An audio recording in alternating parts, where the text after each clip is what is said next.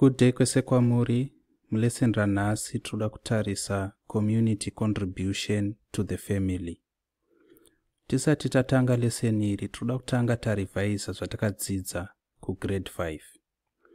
Kugrade 5 takadzidziswa kuti what is a family. Saka chii chinombonzi a family ndopatiri kuda kutangira. Takadzidziswa kugrade 5 kuti a family is a group of people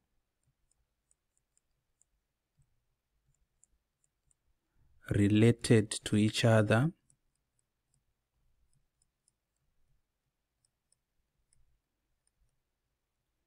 by birth, marriage, or adoption, and live together. Toda kutarisa definition ye family iyi tione kuti tingadzidza chii kubva pairi. Saka chekutanga chatiri kudzidza panapa ndechekuti a family is a group of people related to each other. Saka mururangarira tichishandisa mawords akaita sekuti relative.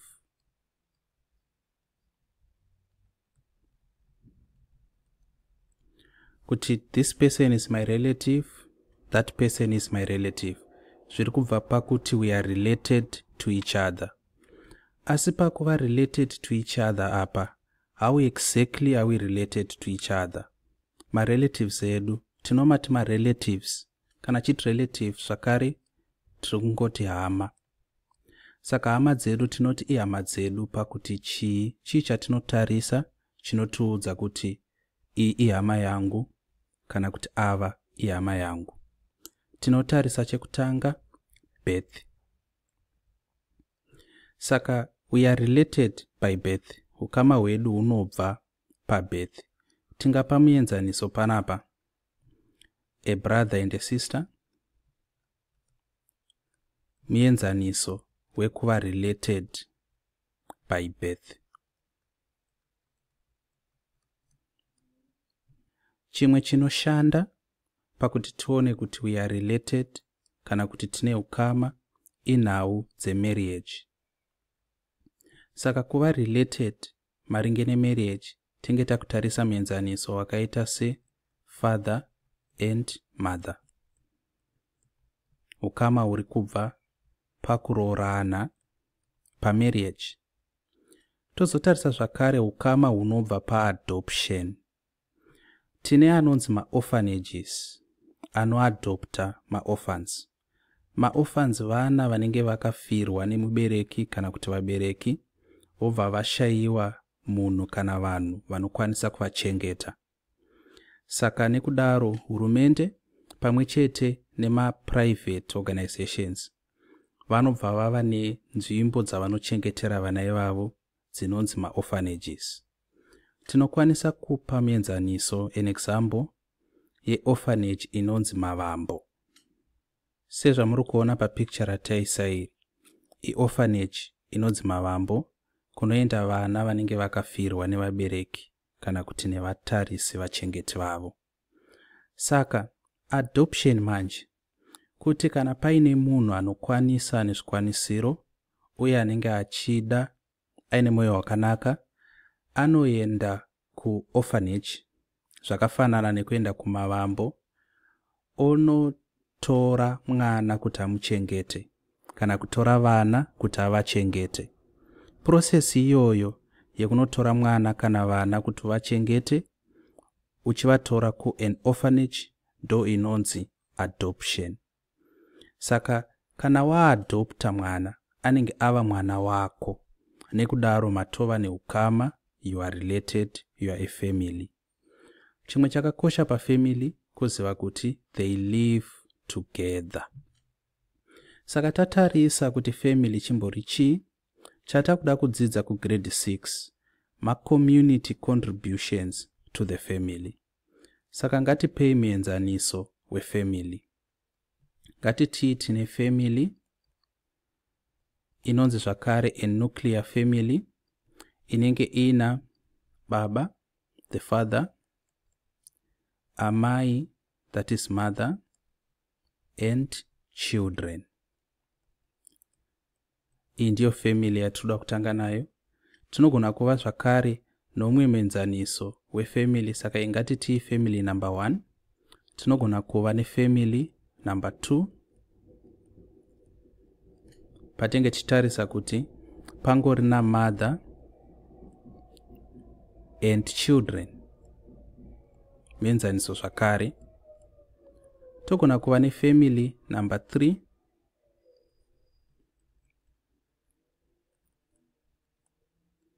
Patinenge tiine the father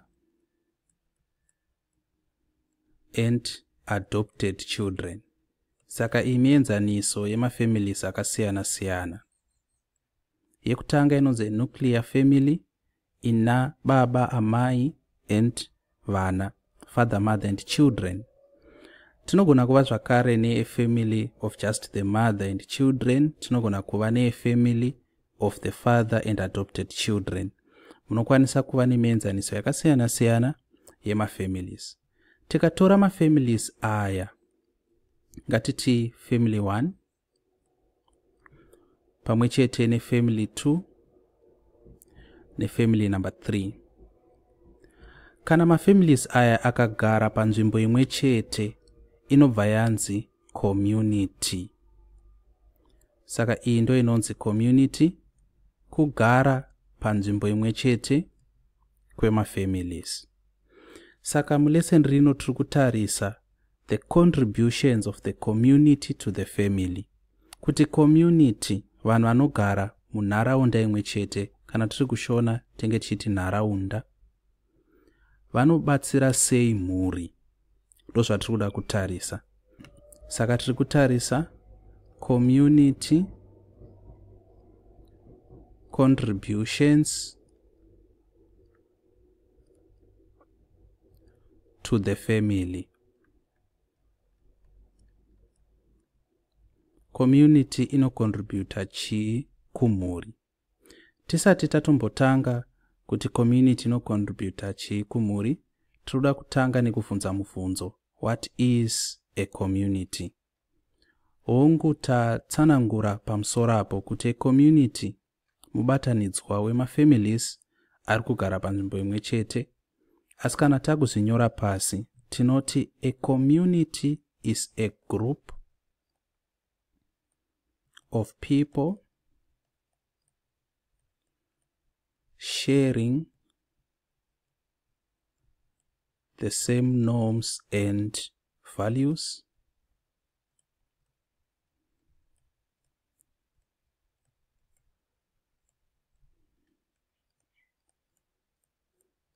and live in the same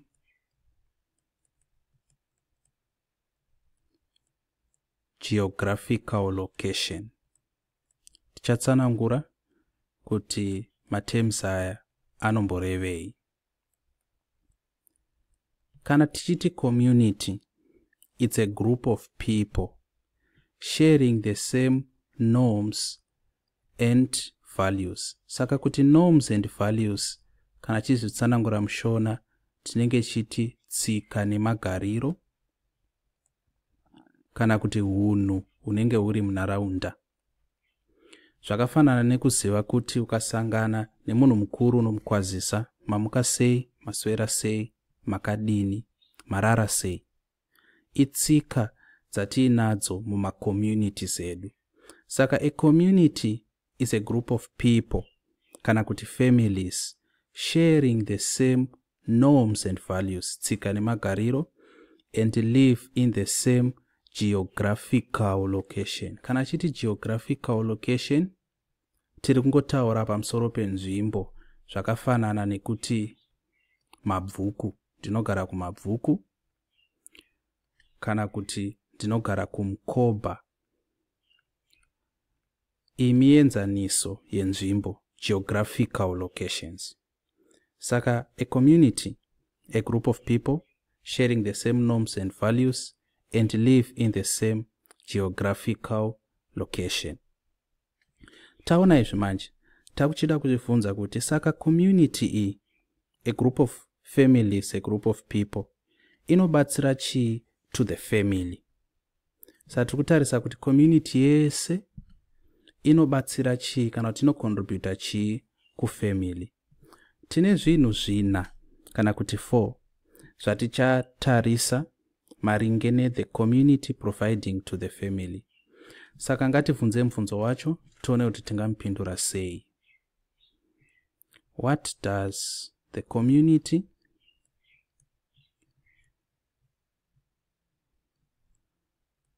provide to the family?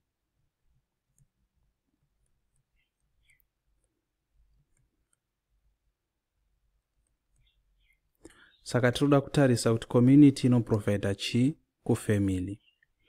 The first thing chachataura pamusoro pezvacho emotional support.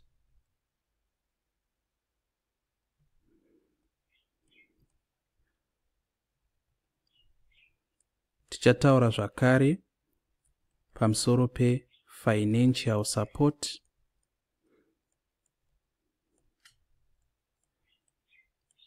Chimwe chinobatsira community kuma families child care. Tozopedzisira neanonzi errand runnings. Izvo ndizvo zvinhu 4 zvinocontributwa kana kuti zvinoprovidwa necommunity kufamily. Pazvinhu 4 izvi muzuva ranhasi tinoda kutarisa emotional support.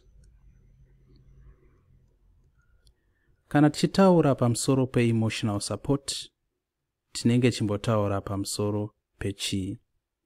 Kana mukamuka muchiti nhasi handisi kufara, kana kuti nhasi ndiri kufara, kufara ikoko it's an example of an emotion.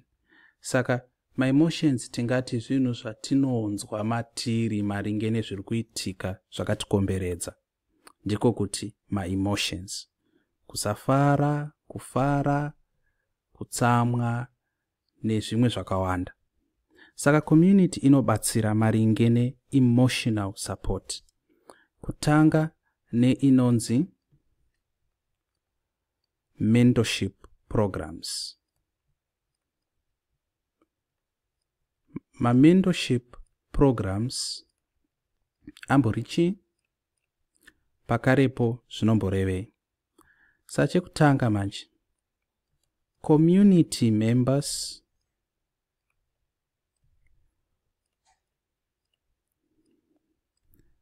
can serve as mentors. Kana tichiti mentor, tinongotaura pamusoro pemunhu mukuru kwauri anokubatsira, achikubatsira sei, nekuti kana uine zvaunoda kunzwisisa, zvauri kuda kubvunza, unonoudza iyeye. Ndiye a mentor. Saka ma-mentors aya, they do provide guidance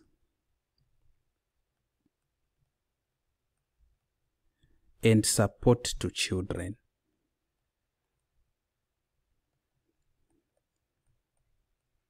Saka vanhu vakuru vanenge vachiziva zvinhu zvakawanda kutidarika.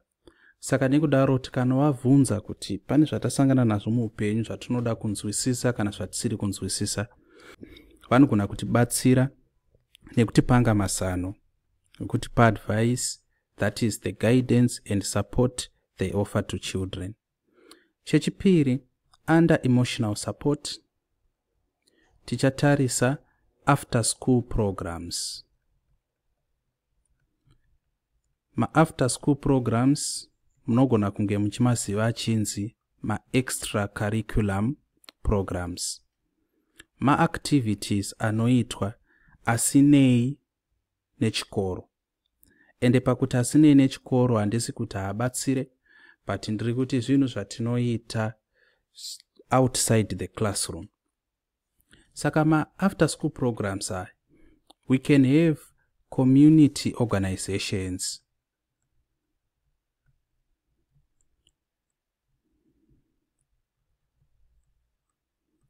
anoita offer.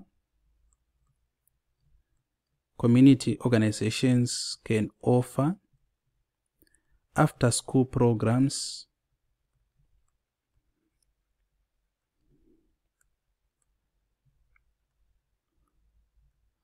like sports to children. Mukazvicherechedza muchaona kuti pazvikoro zvizhinji kana zvikasatova zvikoro zvese titori nezuva ratinoenda kumasports. Masports aya it's an after school program nekuti masports anotibatsira maringe nekuti tive fit, tive nediscipline nezvimwe zvakawanda. Saka ma-community organizations anenge ari mucommunity angona kubatsira with these after school programs. Mukatarisa ma-communities akawanda anenge aine ma-playgrounds unoitirwa ma-sports anenge achinzi ma-community centers. Vanenge vaine zvakafanana ma-community halls kunenge kuchiitwa ma-activities akaita se-theater, ma-arts programs, zvimwe zvakasiyana siyana zvinobatsira vana munharaunda with a safe and supportive environment. Saka tinge tichinyora tichiti this provides a safe and supportive environment for children.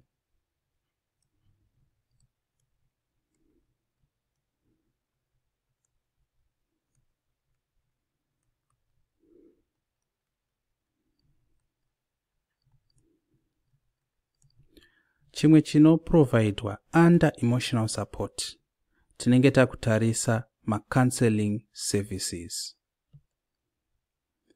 Karangarira pazvikoro zvatinodzidza tine maticha anenge ari ma-counselors yokuti kana tine zvatiri kusangana nazvo tinoenda kwavari kuti vatibatsire.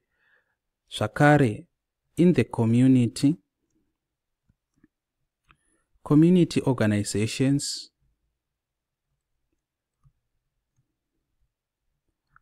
can provide counseling services.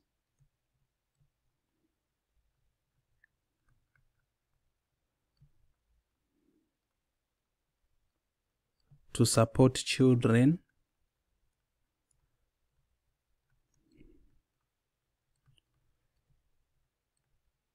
emotional well-being.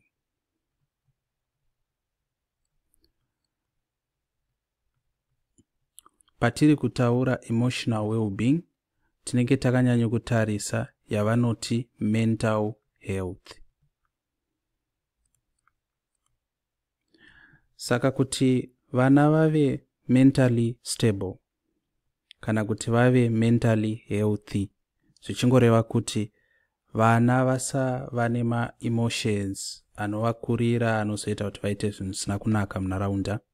Community organizations can provide counseling services to support children's well-being. Ndizvo zvatanga tichida kudzidza musi ranhasi, ngatitarisei zvatadzidza.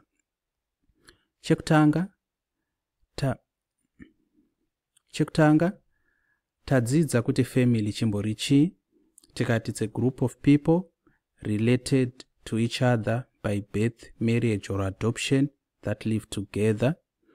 Ndobva tatarisa adoption tikaona kuti kune nzvimbo dzinochengetwa nherera uye vabereki vanokwanisa kana vanhu vanokwanisa vanotenderwa kunotora vana ava vachivachengeta. Kana vakuvachengeta ndivo vanenge vava vabereki vavo. Ndobva tabva ipapa tikatarisa kuti community chimbori chii, tikaona kuti community inharaunda, a group of people that live together. Asi hakungozi kungogara tese chete. Chinozotariswa panapa ma-norms and values. Unhu kana kuti umunhu, tsika nemagariro. Ndizvo zvinonyanya kutariswa kana tichitarisa community. So they live together in a geographical location asi they share the same values and norms. Ndobva tazotarisisa manje kuti community inobatsira chii kuma-families kana kuti community inoprovide chii kuma-families. Ndobva taona emotional support, financial support, child care nema-errand runnings. Tobva taita emotional support. Tikadzidza kuti the community offers mentorship programs to children. It offers after-school programs like sports and arts activities to children. It also offers counseling services to children. Mulesson redu rinotevera tichange takuita financial support pamwe chete nechild care support, tozopedzisira nema-errand runnings. Thank you for your attendance and take care.